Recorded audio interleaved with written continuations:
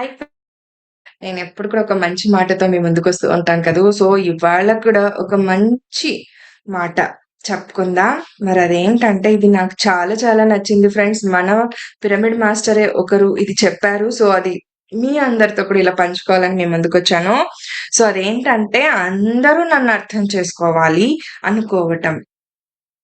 ఎప్పుడు అదే ఆశిస్తూ ఉంటాం కదూ మనం. నన్నెవ్వరు అర్థం చేసుకోరు.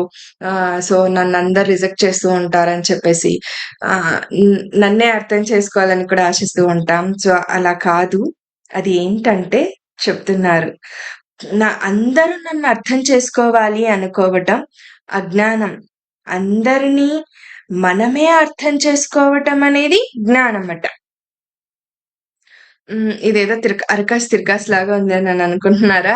లేదు ఫ్రెండ్స్. అందరూ నన్ను అర్థం చేసుకోవాలి, నన్నే అర్థం చేసుకోవాలని అనుకోవటం మటుకు అది అజ్ఞానమే. ఎందుకు అర్థం చేసుకుంటారండి?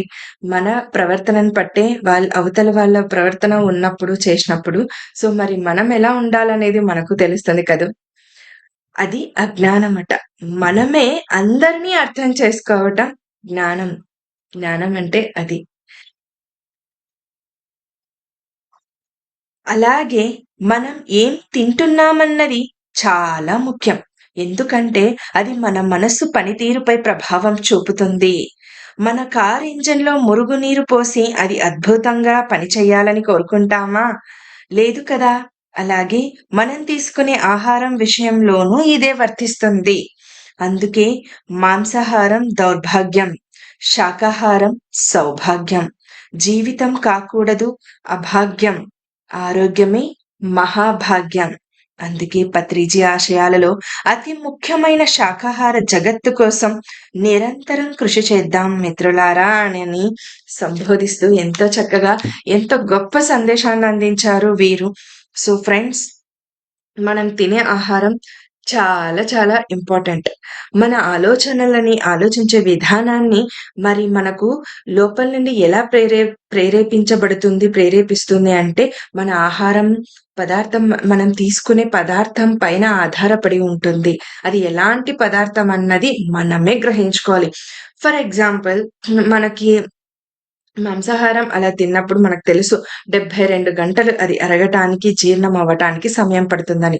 అదే శాకాహార భోజనం మనం భుజించినప్పుడు 6 గంటల సమయం పడుతుంది. లేదు ఇంకా సాత్వికమైన ఫుడ్ అయితే మటుకు 4 గంటల లోపే జీర్ణమవుతుంది.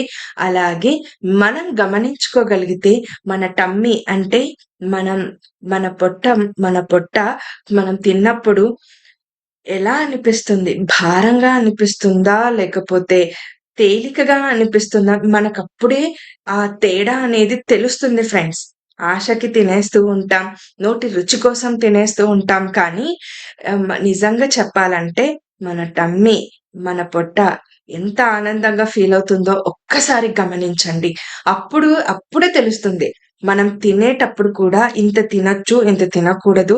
ఎంత క్వాంటిటీ మనం తినాలి అన్న విషయాన్ని కూడా మన టమ్మీ చెప్తూనే ఉంటుంది. సో, కాబట్టి దాన్ని బట్టి కూడా మన భోజనం ఎంత చేయాలనేది కూడా మనకు తెలుస్తుంది. దాన్ని బట్టి కూడా మనకి ఆరోగ్యవంతమైన జీవితం కూడా ఆధారపడి ఉంటుంది. మనం తిన్న ఆహారమే కదండీ గ్లూకోజ్‌గా మారి మనకు రక్తంగా మారి మరి ప్రాణశక్తిగా కూడా మారుతుంది. మరి అలాంటి ప్రాణశక్తి, ప్రాణం ఊరికనే రాలేదు కదూ! సో, ఎంతో మనం పోరాడితే తప్ప ఈ ప్రాణం మనకు దక్కలేదంట. ఈ జన్మ మనకు దక్కలేదంట. అలాంటప్పుడు మరి ఇలాంటి జన్మని ఆహ్, అది అరగకుండా లేనిపోని వ్యాధులకు గురి అవుతూ సో, అలా మనం తెచ్చుకోవటం కంటే శాకాహారాన్ని ఎందుకు భుజించాలో ఒక్కసారి అర్థం చేసుకొని దాన్ని పాటిద్దాం. ఆహ్, ఇన్ ఇంకొక విషయం నేను షేర్ చేసుకుంటానిక్కడ.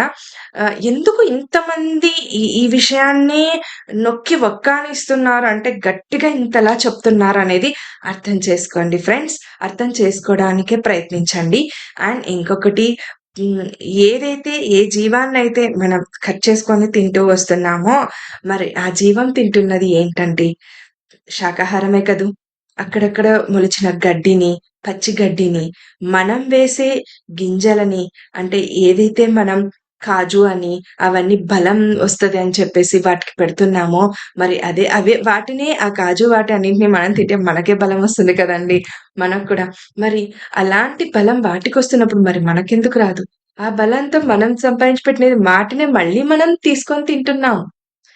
ఎలా వస్తుంది బలం? అది ఎలాంటి బలమొస్తుందనో, అది తింటే ఎలాంటి శక్తి వస్తుందనో అని చెప్పి మటుకు దయచేసి ఏ జీవులని చంపి మటుకు తినకండి ఫ్రెండ్స్.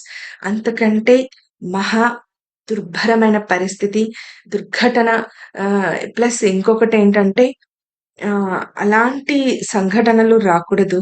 ఒక్కసారి ఆ ప్లేస్‌లో కట్ చేసే సమయంలో అయినా అవి ఎంత విలవిలలాడిపోతుంటాయో ఒక్కసారి మన బిడ్డలని ఊహించుకుందాం. ఆ సమయంలో, ఆ స్థలంలో, ఆ ప్లేస్‌లో. దయచేసి నేను మీకందరికీ కూడా విన్నవించుకుంటున్నాను ఫ్రెండ్స్. సో, ఒక్కసారి ఇవి నేను చెప్పిన విషయాలలో ఎంతవరకు నిజముంది, సత్యముందనేది కూడా గ్రహించండి. ఊరికే నన్ను కూడా గుడ్డిగా నమ్మొద్దు. విని మీరు కూడా ఎంతవరకు నిజానిజాలున్నాయనేది గమనించండి, గ్రహించగలరని నా ఈ ప్రార్థన.